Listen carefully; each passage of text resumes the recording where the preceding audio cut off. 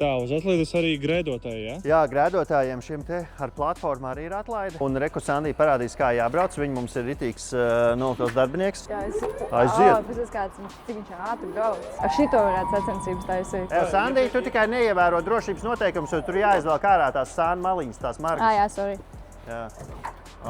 Šitā jābrauc. Tāpēc jau tā arī viņš vajadzīgs tajā brīdī, ja tu strauji ej līkumā, tad tev vismaz tu pakaļ atspiežās. Bet iepriekš bija ar platformu vai nē? Jā, mums ir bijis arī platforma, bet tagad atnāca jauna krava. Ar platformu ir grēdotājs un arī ir elektriskie rohla. Nu, Pauli Šratiņi arī ar platformu. Jaunasība viņiem ir, 1,600. 1,600, ok. 5,3 metru augstumā, jo šis ir īstenībā tādā ziņā ļoti labs modelis. Tajā vietā, kur tev varbūt parastais grēdotājs netiek, viņiem augstums nav tik liels. Šim te ir 5,3 metrus. Un tu vari izvērtēt, varbūt tev nemazam kariņš nav vajadzīgs, vai ne? 5690 uz atlaidēm.